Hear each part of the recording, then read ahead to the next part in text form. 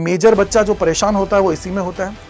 आप लोगों के लिए सबसे बेस्ट एक ही चीज है, वो ये है कि भाई सब्जेक्ट वही चुनना जो क्लास 12th के अंदर आप लोगों ने पढ़ रखे हैं। अब चाहे आप आगे जाके जब आप लोग कॉलेज में जाओगे तो आर्ट्स के सब्जेक्ट लेना है, कॉमर्स के लेना है, साइंस के लेना है, वो अलग चीज है। अभी सीयूईटी के अंदर जो पेपर आप लोग देंगे तो लैंग्वेज और डोमेन्स जो आप लोग सेलेक्ट करेंगे वो वही सेलेक्ट करना है जो क्लास 12th में आप लोगों ने पढ़े हैं। बच्चे टाइमली अपनी कॉलेजेस के अंदर जाएं, उनको प्रॉपर टाइम मिले फर्स्ट सेमेस्टर के अंदर या फर्स्ट ईयर के अंदर, जिससे वो एग्जाम्स को अच्छे से कर पाए। तो इसलिए ये लोग पूरी चीजें हैं उनको लेके भी बहुत सारी चीजें तैयारी कर रहे हैं। सीयूईटी एक ऐसा एग्जाम जो आप सभी को इक्वल अपॉर्चुनिटी प्रोवाइड करता है देश की top central level private, state और डीम्ड यूनिवर्सिटीज में एडमिशन लेने के लिए।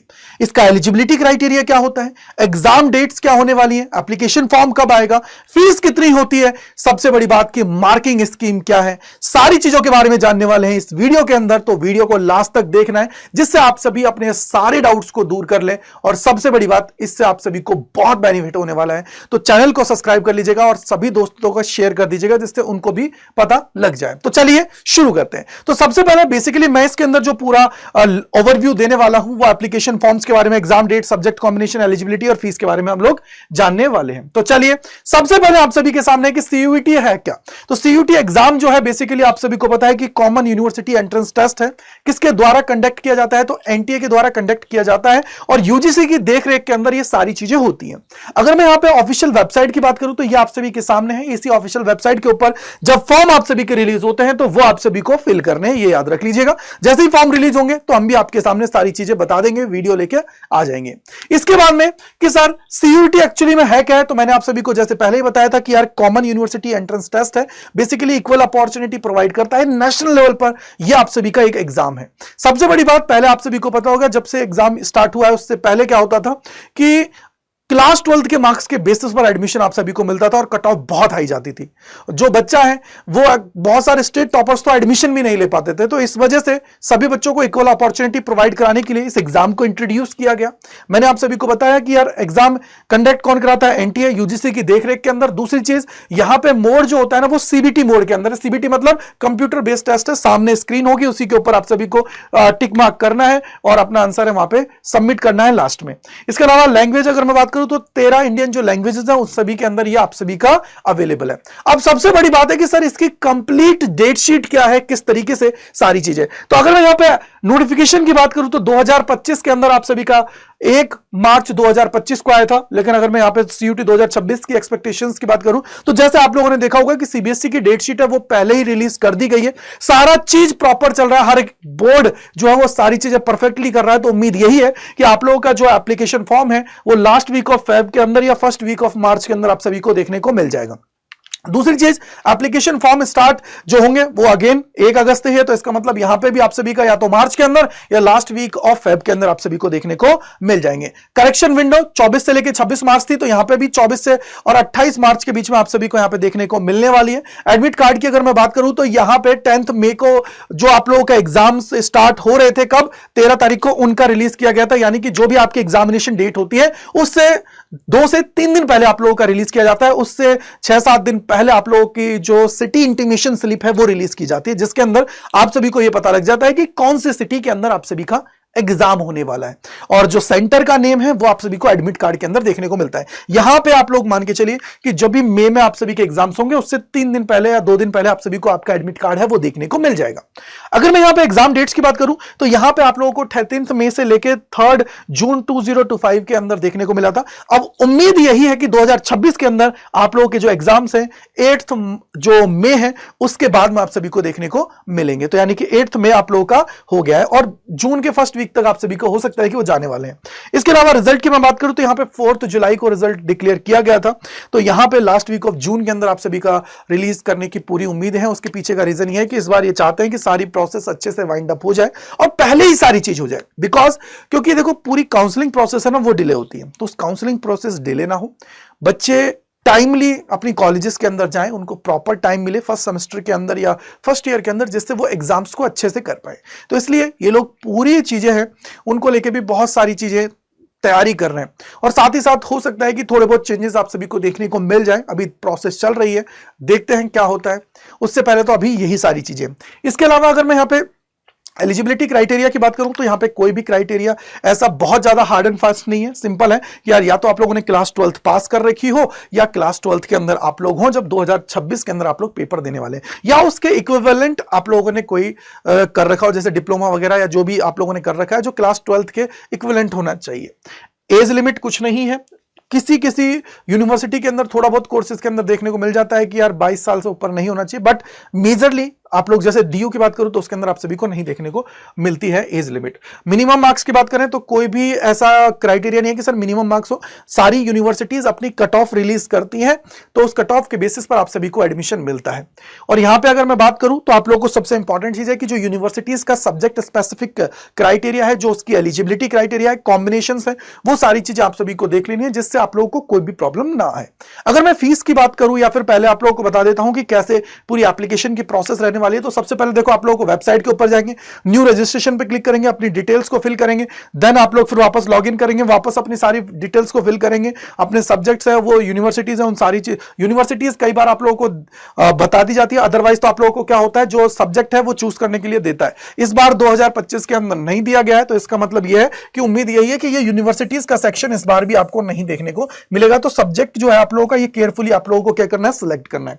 अपलोड डॉक्यूमेंट्स आप लोगों की क्या होती है, फोटो और सिग्नेचर है। अगर आप लोग पीडब्ल्यूबीडी की सर्टिफिकेट है तो आप लोग डाल सकते हो। इसके अलावा अगर किसी कैटेगरी से बिलोंग करते हो तो जो रिजर्व कैटेगरी है तो उसके इसके अंदर आप लोगों को उसका जो डिटेल्स है वो वहां पे फिल करना होता है, बस ठीक है।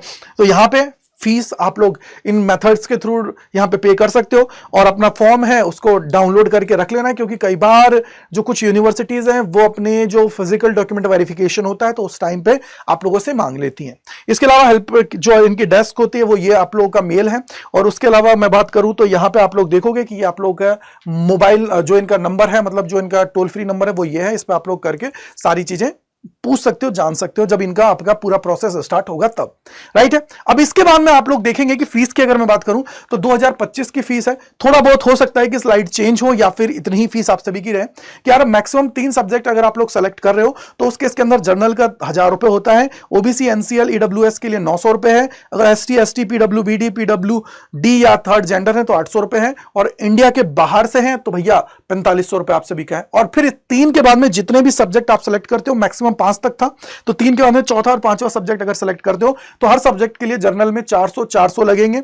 उसके बाद में ओबीसी एनसीएल ईडब्ल्यूएस के लिए 375 है, अगर SC ST PWD PWBD third gender है उनके लिए 350 है, और यहां पे 1800 रुपए आप लोगों का जो इंडिया के बाहर की बात कर रहे हैं वहां पे है। यानी कि 3 तक तो इतना है, उसके बाद में हर का इतना लगेगा, ठीक है, याद रख लीजिएगा।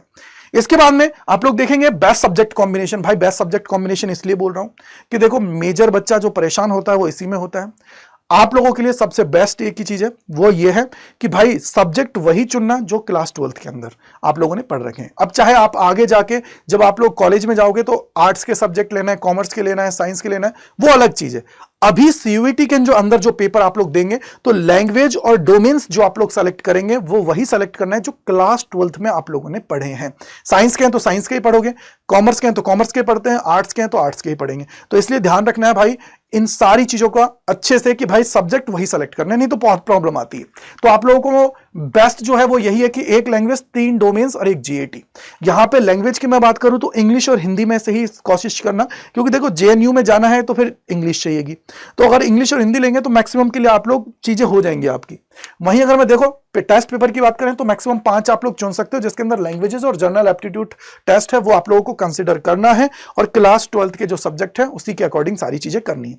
दूसरी चीज कहीं किसी बोर्ड के अंदर ये भी होता है कि यार वहां पे बच्चा ना हिंदी लिटरेचर पढ़ रहा है, इंग्लिश लिटरेचर पढ़ रहा है, तो वो एक्चुअली में लैंग्वेज का पार्ट है। लेकिन अगर आप लोगों का ऐसा कोई सिनेरियो बन रहा है कि सर 2 डोमेन है और लैंग्वेज में मेरे पास एक तो इंग्लिश और हिंदी मैंने पढ़ी है लेकिन इंग्लिश लिटरेचर भी पढ़ा है, हिंदी लिटरेचर भी पढ़ा है, तो वो आप लोगों को वहां पे मदद कर देगा। तो आप लोग 2 लैंग्वेज और 2 डोमेन्स के थ्रू भी चीजें कर सकते हो, कोई प्रॉब्लम की बात नहीं है, वहां पे भी चीजें आप लोग करते हुए आगे बढ़ सकते हो, ठीक है। याद रखिएगा लेकिन बेस्ट कॉम्बिनेशन क्या है, एक लैंग्वेज 3 डोमेन्स एक जीएटी। अगर ये करते हो तो वेल एंड गुड है यार, ठीक है, कोई प्रॉब्लम की बात नहीं है। फिर भी कोई कंफ्यूजन है तो कमेंट सेक्शन के अंदर जरूर लिखिएगा। इसके बाद में अगर मैं बात करूं तो आप लोगों की मार्किंग स्कीम आपके सामने है। करेक्ट करने पर 5 मिलेंगे, गलत करने पर 1 की नेगेटिव मार्किंग आप सभी की होती है। सीबीटी मोड में होगा, टोटल 50 क्वेश्चन आएंगे, सारे करना कंपलसरी। आप जितने आप लोग करोगे उतना आपके ऊपर है। कट ऑफ तो भैया अगर पूरे 250 में से 250 लाओगे तो वेल एंड गुड है, अपनी मनपसंद के अंदर पहुंच जाओगे। कोर्स के अंदर ड्यूरेशन 60 मिनट की आप सभी की होती है। 60 मिनट में आपको 50 सवाल करने हैं, याद रख लीजिएगा। यानी कि टोटल 250 मार्क्स का आप सभी का एक पेपर आपका होता है, ये मैंने आपको बता दिया। इसके अलावा सबसे बड़ी बात, देखो इतनी चीजें तो आप लोग कर ही रहे हो, अच्छे से सारी चीजें करते हो, आगे बढ़ रहे हो, लेकिन तैयारी जबरदस्त तरीके से करनी पड़ेगी। तो उसके लिए अगर आप लोग हमारे बैचेस के अंदर जुड़ना चाहते हो तो Y485 कूपन कोड लगाइएगा, जिससे आप लोग मेरे साथ जुड़ पाएं और चीजें अच्छे से कर पाएं। पूरी साल भर आप सभी को मेंटोर करने वाला हूं। साथ ही साथ अगर कोई डाउट, कोई परेशानी है तो इस पर मेल कर दीजिएगा, गजेंद्र, ठीक है बेटा, .kumar@adda247.com, इसके ऊपर आप लोग मुझे क्या कर देंगे, मेल कर देंगे। ठीक है बेटा जी, आई होप आपको समझ में आ गया होगा। इसके अलावा आप लोग इस टेलीग्राम चैनल को ज्वाइन कर लीजिए, जहां पे हर चीज आप सभी को सबसे पहले प्रोवाइड होती है, जो भी चीज आती है। ठीक है, सो आप सभी का बहुत बहुत शुक्रिया मेरे साथ जुड़ने के लिए। कैसे बैच के अंदर एनरोल करना है वो भी मैं एक बार में बता देता हूं आप सभी को फटाफट से।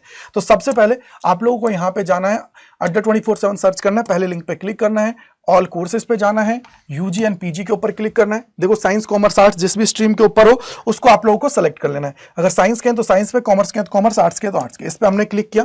क्लिक करने के बाद में आप सभी के सामने ये सारे के सारे, ये देखो आपके सामने जो बैचेज हैं वो आपके सामने है। देखो ये लेटेस्ट बैच आप सभी का है। उसी तरीके से महापैक है। महापैक का मतलब ये कि यार देखो मल्टीपल बैचेस का एक्सेस आप सभी को मिल जाता है। तो अगर महापैक लेना चाहते हैं तो महापैक ले लीजिए, बैच लेना है तो आप लोग बैच स्पेसिफिक भी जा सकते हैं। मान लीजिए मैं महापैक की तरफ जाता हूं और प्रोसेस सेम है तो बैच भी ले सकते हैं और ये भी कर सकते हैं। तो यहां पे आप लोगों को कूपन कोड अप्लाई करना है, वो है Y485 अप्लाई करेंगे तो ये आप लोगों को 10,198.80 में मिलेगा। ये महापैक है, ठीक है, बिना बुक का। दूसरी चीज, बैच लेंगे तो बैच आप लोगों को 7-7,500 के रेंज में आपको मिल जाता है। तो आप लोग जाके उसका फायदा उठाएं और एनरोल करें, क्योंकि देखो तैयारी अभी से करनी पड़ेगी। इसमें आप लोगों को बोर्ड के बैचेस भी मिल जाएंगे, कोई दिक्कत की बात नहीं है। तो इसी के साथ मेरे साथ जुड़ने के लिए आप सभी का बहुत बहुत शुक्रिया। मिलते हैं इस प्रकार की और वीडियोस में CUT Adda 24/7 के ऊपर। Bye bye to all.